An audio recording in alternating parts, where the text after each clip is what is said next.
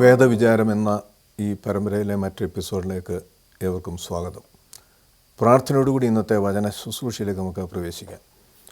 സ്നേഹിതയാകുന്ന സ്വർഗീയ പിതാവാം ദൈവമേ, ഒരിക്കൽ കൂടി അങ്ങയുടെ തിരുവചനത്തെ ധ്യാനിപ്പാൻ തൊക്കൊണ്ട് ഞങ്ങൾക്ക് നൽകിയിരിക്കുന്ന ഈ അവസരത്തെ ഓർത്ത് നന്ദിയോടെ സ്തുതിക്കുന്നു. അങ്ങയുടെ വചനം ഞങ്ങളുടെ കാലുകൾക്ക് ദീപവും വഴിക്ക് പ്രകാശവുമായി അനുദിന ജീവിതയാത്രയിൽ അങ്ങോട്ട് ചേർന്ന് ജീവിപ്പാൻ തൊക്കൊണ്ടും വഴികൾ തുറക്കണമെന്ന് പ്രാർത്ഥിക്കുന്നു. പ്രത്യേകിച്ച് വചനം ആത്മനിറവിൽ രചിക്കപ്പെട്ട വചനം ആത്മനിറവിൽ ഘോഷിപ്പാൻ ബലഹീന നടീനെ സഹായിക്കണമേ. വചനത്തിൻ്റെ പൊരുളുകളെ ഞങ്ങൾക്ക് വെളിപ്പെടുത്തി തരണമേ. ഈ വചനം കേൾക്കുന്ന എല്ലാ മക്കളെയും അങ്ങ് അനുഗ്രഹിച്ച് അവരുടെ ആത്മീയ ജീവിതത്തിൽ അങ്ങോട്ട് ചേർന്ന് ജീവിപ്പാനുള്ള വഴികൾ തുറന്ന് അനുഗ്രഹിക്കുകയും ചെയ്യണമെന്ന് യേശുവിനകത്ത് അപേക്ഷിക്കുന്ന പ്രാർത്ഥന പിതാവ് കേൾക്കണമേ. ആമേൻ.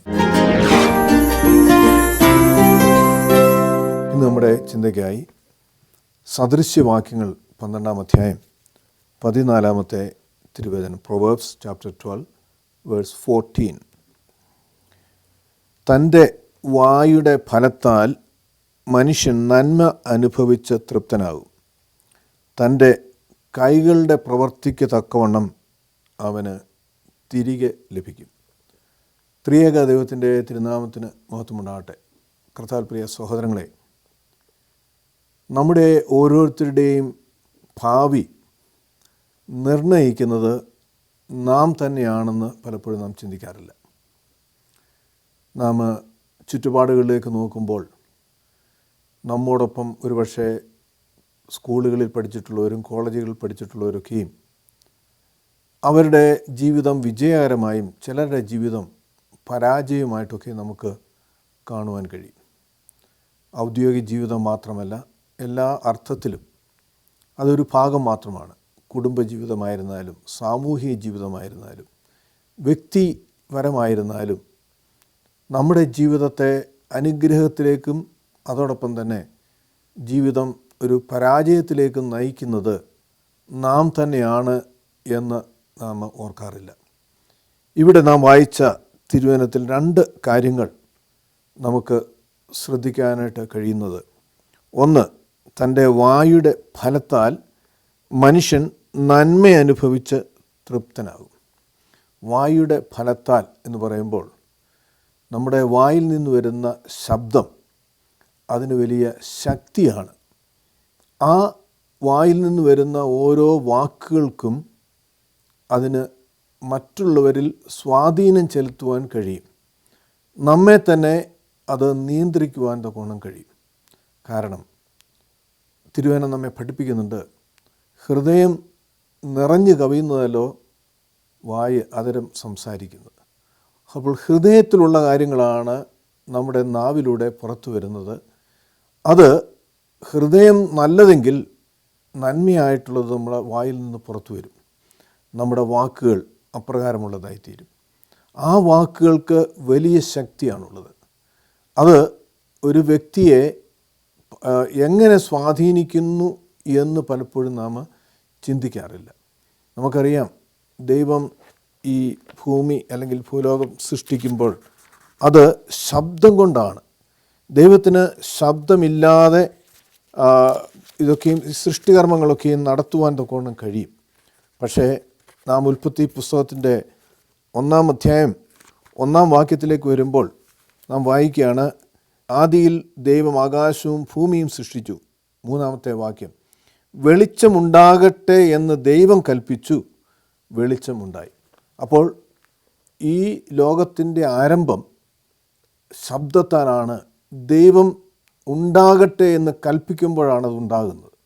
അപ്പോൾ അവിടം തുടങ്ങി ശബ്ദത്തിന് വലിയ സ്വാധീനം ചെലുത്തുവാൻ അല്ലെങ്കിൽ ആ ശക്തിയുണ്ട് എന്ന് നമുക്ക് മനസ്സിലാക്കുവാനായിട്ട് കഴിയുകയാണ്. അതുകൊണ്ടാണ് സദൃശവാക്യത്തിൽ നാം വായിക്കുന്നത്, തൻ്റെ വായുടെ ഫലത്താൽ മനുഷ്യൻ നന്മ അനുഭവിച്ച് തൃപ്തനാകും. നന്മ അനുഭവിക്കുക മാത്രമല്ല, തൃപ്തനാകുക, തൃപ്തിയുള്ള ജീവിതം നയിക്കുന്ന. അപ്പോൾ നമ്മുടെ വായിൽ നിന്ന് വരുന്ന ശബ്ദം, ആ വാക്കുകൾ നമുക്കനുഗ്രഹമാണ്. അത് അനുഗ്രഹമായി തീരണമെങ്കിൽ നമ്മുടെ നാവിൽ നിന്ന് അരുതാത്തത് ഉണ്ടാകരുതെന്ന് തിരുവചനം നമ്മെ ഓർമ്മിപ്പിക്കുകയാണ്. നമ്മുടെ വാക്കുകൾ, കർത്താവ് പറയുന്നുണ്ട്, നിങ്ങളുടെ വാക്കുകൾ കൃപയേറിയതും ഉപ്പിനാൽ രുചി വരുത്തിയതുമാകട്ടെ എന്ന് പറയുമ്പോൾ നമ്മുടെ വായിൽ നിന്ന് വരുന്ന വാക്കുകൾ മറ്റുള്ളവരെ പ്രോത്സാഹിപ്പിക്കുന്ന വാക്കുകളായിത്തീരണം. അത് രണ്ട് രീതിയിൽ നമ്മുടെ വാക്കുകൾ ഉപയുക്തമാക്കാം. ഒന്നുകിൽ ഒരു വ്യക്തിയെ പ്രോത്സാഹിപ്പിക്കാം, അല്ലെങ്കിൽ നിരുത്സാഹപ്പെടുത്താം. അപ്പോൾ എങ്ങനെയാണ് നാം നമ്മുടെ വാക്കുകൾ അത് നമ്മുടെ വായിൽ നിന്ന് പുറപ്പെടുമ്പോൾ അത് എത്രത്തോളം ശ്രദ്ധ അതിന്മേൽ നമുക്കുണ്ട് എന്ന് നാം പരിശോധിക്കേണ്ടിയിരിക്കുന്നു. മാത്രമല്ല, നാം ഈ നമ്മുടെ വായിൽ നിന്ന് വരുന്ന വാക്കുകൾ ഒരു വ്യക്തിയെ ആശ്വസിപ്പിക്കുവാൻ കഴിയും, അതോടൊപ്പം തന്നെ ഒരു വ്യക്തിയെ ദുഃഖിപ്പിക്കുവാനും വേദനിപ്പിക്കുവാനും കഴിയുമെന്ന് നാം പലപ്പോഴും ചിന്തിക്കാറില്ല. നമ്മുടെ വായിൽ നിന്ന് വരുന്ന വാക്കുകൾ ഒരു വ്യക്തിക്ക് ആശ്വാസവും സമാധാനവും നൽകുവാൻ കഴിയുമ്പോൾ തന്നെ അത് അങ്ങനെയല്ലാത്ത വാക്കുകൾ നമ്മളിൽ നിന്നുണ്ടാകുകയാണെങ്കിൽ ഒരു വ്യക്തിയെ ദോഷകരമായി ബാധിക്കുന്ന, വേദനിപ്പിക്കുന്ന, ഭാരപ്പെടുത്തുന്ന, അവൻ്റെ സമാധാനം നഷ്ടപ്പെടുത്തുന്ന വാക്കുകളും നമ്മുടെ വായിൽ നിന്ന് പുറപ്പെടുവാൻ കഴിയും എന്ന് നാം തിരുവചനത്തിലൂടെ പഠിക്കുമ്പോൾ മനസ്സിലാക്കുവാനായിട്ട് കഴിയും.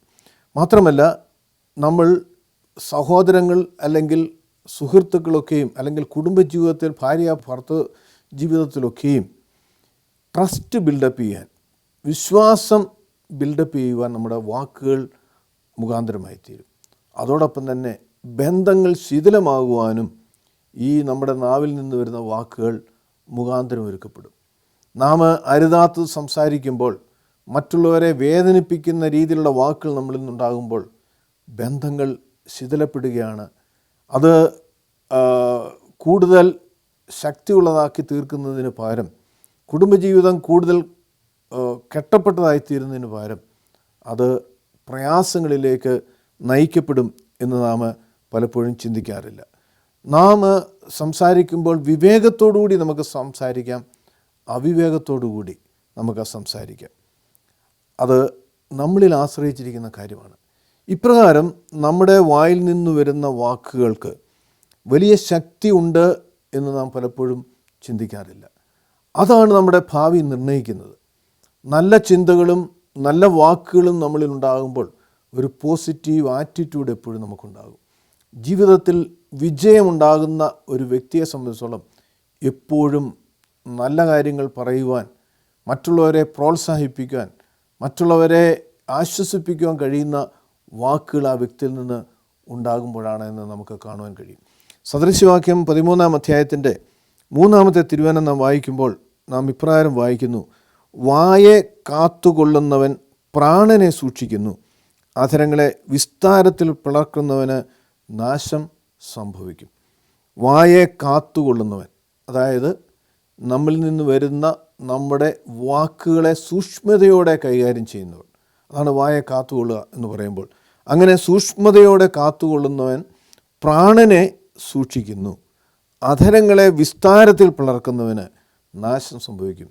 അരുതാത്തതും പോഷത്വരവുമായ വാക്കുകൾ നമ്മളിൽ നിന്നുണ്ടാകുമ്പോൾ അതിൻ്റെ ഫലം പോഷത്വം അല്ലെങ്കിൽ അത് നാശം ആണ് എന്ന് തിരുവചനം നമ്മെ ഓർമ്മപ്പെടുത്തുകയാണ്. കൂടാതെ നാം സങ്കീർത്തനത്തിലേക്ക് വരുമ്പോൾ 141-ാം സങ്കീർത്തനത്തിൽ നാം വായിക്കുകയാണ്. 141-ാം സങ്കീർത്തനത്തിൻ്റെ 3-ാമത്തെ തിരുവചനത്തിൽ നാം വായിക്കുകയാണ്: യഹോവേ, എൻ്റെ വായ്ക്ക് ഒരു കാവൽക്കാരനെ നിർത്തണമേ, എൻ്റെ അധരകവാടം സംരക്ഷിക്കണമേ. ദാവീദിൻ്റെ സങ്കീർത്തനമാണ്. ദാവീദ് ദൈവത്തോട് പ്രാർത്ഥിക്കുകയാണ്. 2-ാം വാക്യത്തിൽ: എൻ്റെ പ്രാർത്ഥന തിരുസന്നിധിയിൽ ധൂപമായും എൻ്റെ കൈകൾ മലർത്തുന്നത് യാഗമായും തീരട്ടെ. ദൈവത്തിൻ്റെ സന്നിധിയിലുള്ള പ്രാർത്ഥനകൾ സുഗന്ധധൂപം പോലെ, ഒരു ധൂപമായും കൈകൾ മലർത്തുന്നത് സന്ധ്യായാഗം പോലെ ആയിത്തീരട്ടെ. എന്നിട്ട് തുറന്ന് അദ്ദേഹം പ്രാർത്ഥിക്കുകയാണ്: യഹോവേ, എൻ്റെ വായ്ക്ക് ഒരു കാവൽക്കാരനെ നിർത്തണമേ, എൻ്റെ അധര കവാടം സംരക്ഷിക്കണമേ. എൻ്റെ വായ്ക്ക് എന്ന് പറയുമ്പോൾ എന്നിൽ നിന്ന് പുറപ്പെടുന്ന എൻ്റെ വാക്കുകൾ ദൈവമേ നിനക്ക് പ്രസാദകരമായി തീരത്തക്കവണ്ണം ആയിരിക്കട്ടെ എന്ന് അദ്ദേഹം പ്രാർത്ഥിക്കുന്നതായിട്ട് 141-ാം സങ്കീർത്തനത്തിൽ നാം കാണുകയാണ്. അപ്പോൾ ദൈവത്തെ സ്തുതിക്കുന്ന അതേ അധരങ്ങൾ മറ്റുള്ള മനുഷ്യരെ, സമസൃഷ്ടികളായ മനുഷ്യരെ ശപിക്കുന്ന നാവുകളായി തീരാറുണ്ടോ? മറ്റുള്ളവർക്ക് വേദനയുണ്ടാക്കുന്ന നാവുകളായി നമ്മുടെ നാവുകൾ തീരാറുണ്ടോ എന്ന് നാം പരിശോധിക്കണം. കാരണം നമ്മുടെ അനുഗ്രഹമാകുന്ന ഭാവി നിർണ്ണയിക്കുന്നത് മറ്റാരുമല്ല, മറ്റാർക്കും അതിൽ ഒരു സ്ഥാനവുമില്ല. പിന്നെയോ അത് നമ്മളിൽ തന്നെ നിക്ഷിപ്തമായിരിക്കുന്ന കാര്യമാണ്. ആദ്യത്തെ കാര്യം തൻ്റെ വായുടെ ഫലത്താൽ മനുഷ്യൻ നന്മ അനുഭവിച്ച് തൃപ്തനാകും. അതുകൊണ്ട് നമ്മുടെ വാക്കുകൾ എപ്പോഴും ശ്രദ്ധയോടുകൂടി അത് മറ്റുള്ളവരെ പ്രോത്സാഹിപ്പിക്കുന്നതും മറ്റുള്ളവർക്ക് സന്തോഷം നൽകുന്നതും ഉള്ള വാക്കുകളായി നമ്മളിൽ നിന്ന് പുറപ്പെടുവാൻ തക്കോണം കഴിയുമ്പോഴാണ് നമുക്ക് അത് ജീവിതത്തിൽ അനുഗ്രഹമായി തീരുന്നതെന്ന് ഈ തിരുവചനം നമ്മെ ഓർമ്മപ്പെടുത്തുന്നത്. രണ്ടാമത്തെ ഭാഗം, തൻ്റെ കൈകളുടെ പ്രവൃത്തിക്ക് തക്കവണ്ണം അവന് തിരികെ ലഭിക്കും. നമ്മുടെ വാക്കുകൾ പോലെ തന്നെ നമ്മുടെ പ്രവൃത്തികളും നമ്മുടെ ഭാവി നിർണ്ണയിക്കും. നമുക്ക് അനുഗ്രഹമായി നമ്മുടെ ജീവിതത്തെ നയിക്കുവാൻ കഴിയുന്ന രണ്ട് കാര്യങ്ങൾ നാം ഇവിടെ വായിക്കുമ്പോൾ, ഒന്ന് നമ്മളിൽ നിന്ന് പുറപ്പെടുന്ന വാക്കുകൾ, രണ്ട് നാം ചെയ്യുന്ന പ്രവൃത്തികൾ. ഗലാത്യ ലേഖനം 6-ാം അധ്യായം 7-8 തിരുവചനത്തിലേക്ക് നാം വരുമ്പോൾ അവിടെ നാം വായിക്കുകയാണ്. ഗലാത്യ ലേഖനം 6-ാം അധ്യായം 7-8 തിരുവചനത്തിൽ 7-ാമത്തെ തിരുവചനത്തിൻ്റെ 2-ാം ഭാഗം, മനുഷ്യൻ വിതയ്ക്കുന്നത് തന്നെ കൊയ്യും, ജഡത്തിൽ വിതയ്ക്കുന്നവൻ ജഡത്തിൽ നിന്ന് നാശം കൊയ്യും, ആത്മാവിൽ വിതയ്ക്കുന്നവൻ ആത്മാവിൽ നിന്ന് നിത്യജീവനെ കൊയ്യും. മനുഷ്യൻ വിതയ്ക്കുന്നതാണ് കൊയ്യുന്നത്. അതായത് അവൻ ചെയ്യുന്ന പ്രവൃത്തിക്ക് തക്കവണ്ണമാണ് അവന് പ്രതിഫലം ലഭിക്കുന്നതെന്ന് ഇവിടെ പൗലോസ്ലീഹ നമ്മെ ഓർമ്മപ്പെടുത്തുകയാണ്. അപ്പോൾ നമ്മുടെ പ്രവൃത്തികൾ എങ്ങനെയുള്ളതാണ്? നാം മറ്റുള്ളവർക്ക് ദോഷം ചെയ്യുന്ന പ്രവൃത്തികൾ, അത് നമുക്ക് തന്നെ അത് പ്രയാസങ്ങൾ സൃഷ്ടിക്കും. നമ്മുടെ പ്രവൃത്തിക്ക് ആനുപാതികമാണ് നമ്മുടെ പ്രതിഫലമെന്ന് തിരുവചനം നമ്മെ ഓർമ്മപ്പെടുത്തുകയാണ്. അപ്പോൾ ഒരുപക്ഷെ നാം പറഞ്ഞേക്കാം, നാം അനേകർക്ക് നന്മ ചെയ്യാറുണ്ട്, നന്മ ചെയ്യുന്നവരാണ്, നന്മ ചെയ്തിട്ടുണ്ട്, പക്ഷേ അത് തിന്മയായിട്ട് എനിക്കത് പിന്നീട് ആയിത്തീരുന്നു എന്ന് പറഞ്ഞാൽ, നാം ഉപകാരം ചെയ്തിട്ടുള്ള വ്യക്തികളും നമ്മെ വേദനിപ്പിക്കുന്ന, നമ്മെ ഭാരപ്പെടുത്തുന്ന രീതിയിൽ പ്രവർത്തിക്കുന്നു. അതുകൊണ്ട് ഇനി മറ്റുള്ളവർക്ക് നന്മ ചെയ്യേണ്ട, നന്മ ചെയ്യുന്നതിൽ ഒരു അർത്ഥവുമില്ല, അതിന് യാതൊരു പ്രയോജനവുമില്ല എന്നൊരു പക്ഷേ നാം ചിന്തിച്ചേക്കാം. ഗലാത്യ ലേഖനം 6-ാം അധ്യായത്തിൽ 9-ാമത്തെ വാക്യത്തിൽ പറയുകയാണ്, നന്മ ചെയ്യുന്നതിൽ നാം മടുത്തു പോകരുത്, തളർന്നു പോകാതിരുന്നാൽ തക്ക സമയത്ത് നാം കൊയ്യും.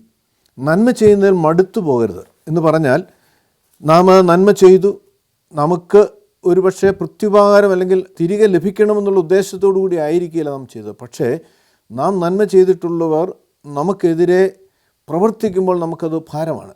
ഇത് ചെയ്തിട്ട് എന്താണ് കാര്യം?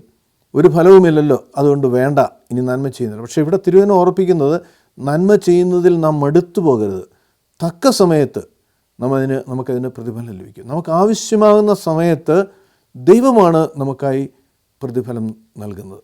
അതുകൊണ്ട് നമ്മുടെ ആത്മീയ ജീവിതത്തിൽ എപ്പോഴും നന്മ ചെയ്യുവാൻ, മറ്റുള്ളവർക്ക് നന്മ ചെയ്യുവാൻ, മറ്റുള്ളവരുടെ നന്മ കാംക്ഷിക്കുവാൻ, അവരുടെ നന്മയ്ക്ക് വേണ്ടി നന്മ ആഗ്രഹിക്കുവാൻ നമുക്ക് കഴിയുമ്പോൾ അത് നമ്മുടെയും അനുഗ്രഹമായി തീരുമെന്ന് തിരുവചനം നമ്മെ ഓർമ്മപ്പെടുത്തുകയാണ്.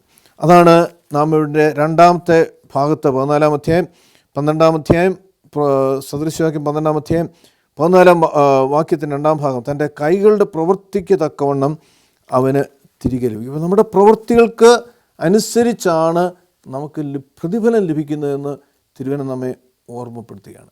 സഭാപ്രസംഗി 11-ാം അധ്യായത്തിലേക്ക് നാം വരുമ്പോൾ ആദ്യത്തെ തിരുവചനം നമ്മെ ഓർപ്പിക്കുന്നത്, നിൻ്റെ അപ്പത്തെ വെള്ളത്തിന്മേൽ എറിയുക, വളരെ നാളുകൾക്ക് ശേഷം അത് കണ്ടെത്തും. അപ്പം എന്ന് പറയുന്നത് നമുക്കറിയാം, അപ്പം വെള്ളത്തിന്മേലിട്ടാൽ ആ അപ്പം അലുത്തു പോകും.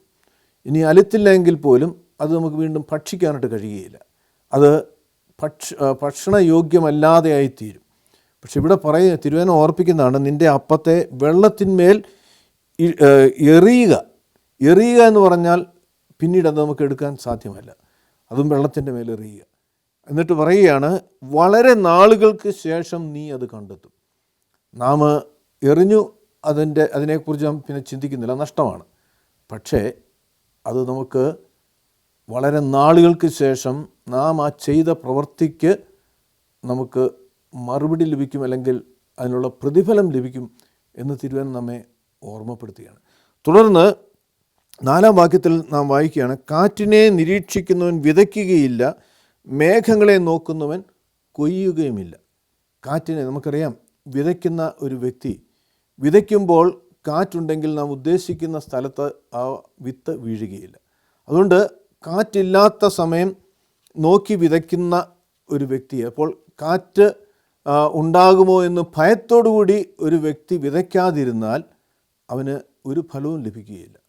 കാറ്റുണ്ടാകാം, പക്ഷേ എപ്പോഴും ഒരുക്കം, കാറ്റ് ഇല്ലാത്ത സമയം നോക്കി വിതയ്ക്കുവാനുള്ള ഒരുക്കം ആ വ്യക്തിയിൽ എപ്പോഴും ഉണ്ടാകണം. അവിടെ പറയുകയാണ്, കാറ്റിനെ നിരീക്ഷിക്കുന്നവൻ വിതയ്ക്കുകയില്ല. അപ്പോൾ കാറ്റ് വരും എന്നുള്ള ഭയത്തോടു കൂടി അതിന് ഒരുങ്ങാതെ ഇരിക്കുന്ന ഒരു വ്യക്തിക്ക് ഒരിക്കലും വിതയ്ക്കുവാനായിട്ട് കഴിയുകയില്ല. മേഘങ്ങളെ നോക്കുന്നവൻ കൊയ്യുകയുമില്ല.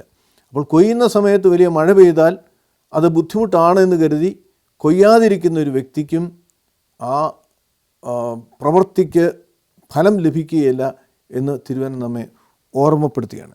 എന്നിട്ട് തുടർന്ന് നാം വായിക്കുകയാണ്, കാറ്റിൻ്റെ ഗതി എങ്ങോട്ടെന്നും ഗർഭിണിയുടെ ഗർഭാശയത്തിൽ അസ്ഥികൾ ഉരുവായിത്തീരുന്ന എങ്ങനെ എന്നും നീ അറിയാത്തതുപോലെ സകലതും സൃഷ്ടിക്കുന്ന ദൈവത്തിൻ്റെ പ്രവൃത്തികൾ നീ അറിയുന്നില്ല. അപ്പോൾ നാം മാനുഷികമായി നോക്കിയാൽ നമുക്ക് ഫലം ഒന്നുമില്ല. നാം ചെയ്യുന്ന പ്രവൃത്തിക്ക് ഒരു പ്രതിഫലവും ലഭിക്കുന്നില്ല. അത് വേസ്റ്റാണെന്നൊരു പക്ഷേ നാം ചിന്തിച്ചേക്കാം.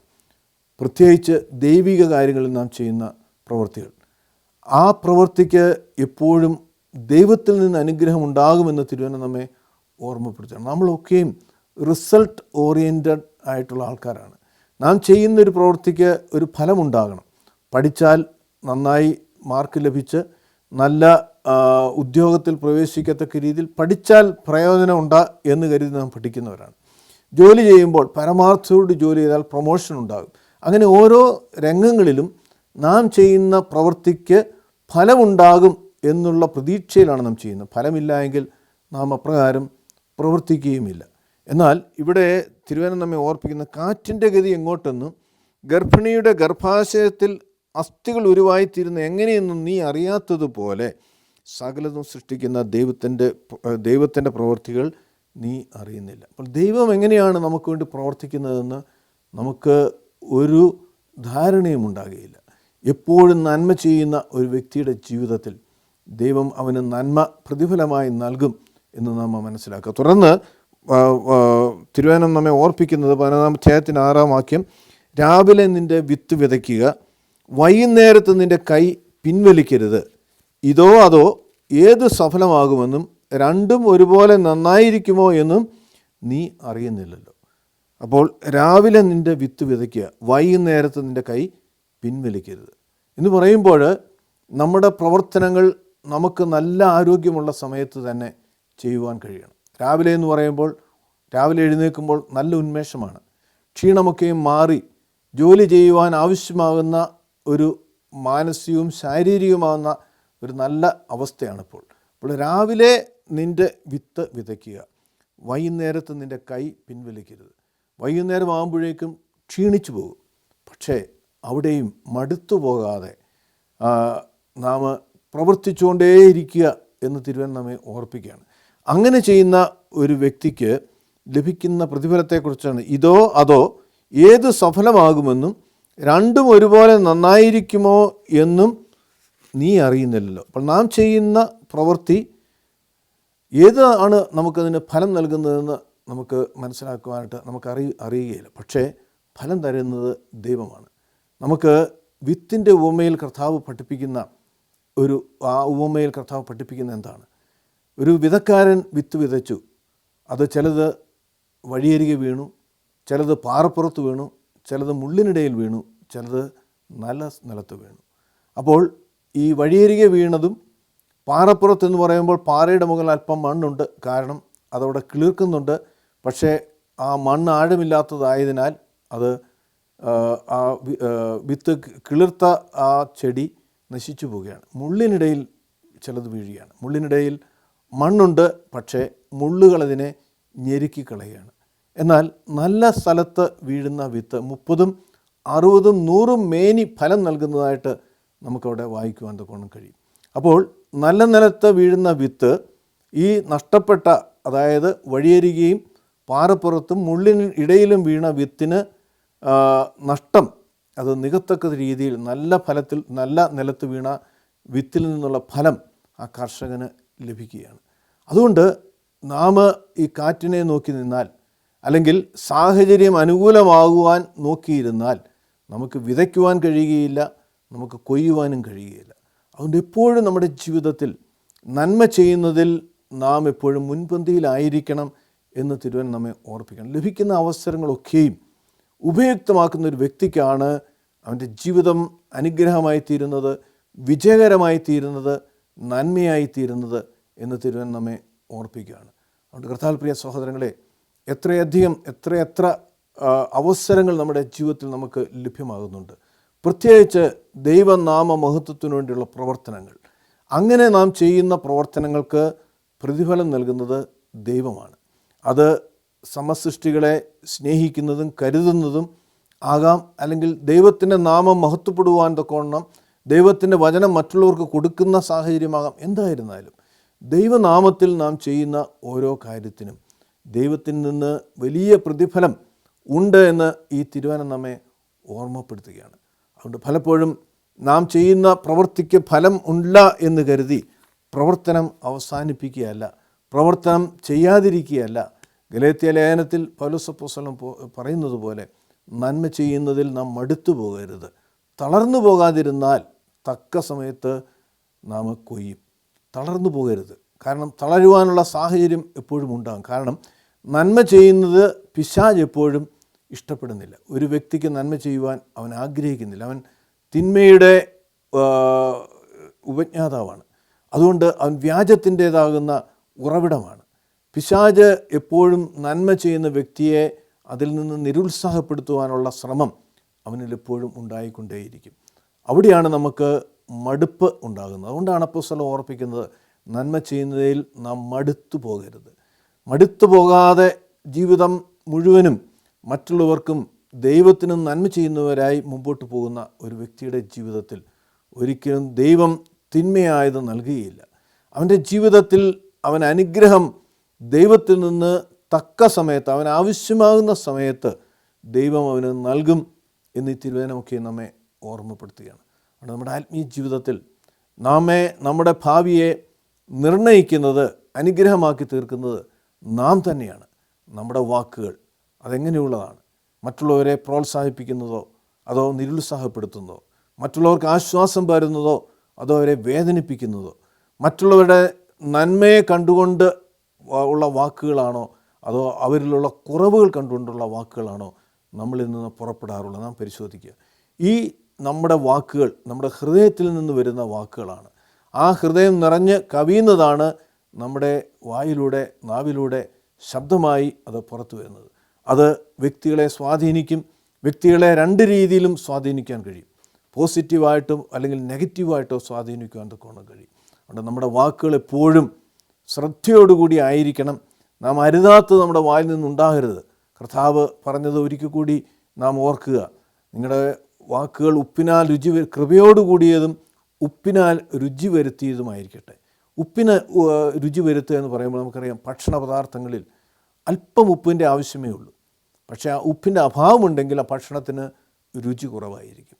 മറിച്ച് ഒരല്പം ഉപ്പ്, ഏത് പായസത്തിന് പോലും അല്പം ഉപ്പ്, മധുരമായിട്ടുള്ള പായസത്തിന് പോലും അല്പം ഉപ്പിടുമ്പോൾ മധുരം ഇരട്ടിയായിട്ട് മാറുകയാണ്.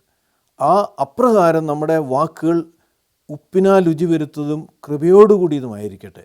അരുതാത്തതും മറ്റുള്ളവരെ വേദനിപ്പിക്കുന്നതും മറ്റുള്ളവരുടെ കുറ്റങ്ങൾ പറയുന്നതുമായിട്ടുള്ള ശബ്ദം നമ്മളിൽ നിന്നുണ്ടാകാതെ നന്മ മാത്രം കാംക്ഷിച്ചുകൊണ്ട്, മറ്റുള്ളവരിലുള്ള നന്മ കണ്ടുകൊണ്ട് മറ്റുള്ളവരെ പ്രോത്സാഹിപ്പിക്കുകയും മറ്റുള്ളവരെ ആശ്വസിപ്പിക്കുകയും ചെയ്യുന്ന വാക്കുകൾ നമ്മളിൽ നിന്ന് ഉണ്ടാകട്ടെ. അത് നമ്മുടെ ഭാവിയെ അനുഗ്രഹമാക്കി തീർക്കുമെന്ന് തിരുവചനം നമ്മെ ഓർമ്മപ്പെടുത്തുകയാണ്. അതോടൊപ്പം തന്നെ നമ്മുടെ പ്രവൃത്തികൾ, നാം നന്മ ചെയ്യുന്നതിൽ മടുത്തു പോകാതെ, നന്മ ചെയ്തിട്ട് അവിടെ മടുത്ത് പോയി അത് അവസാനിപ്പിക്കാതെ, നാം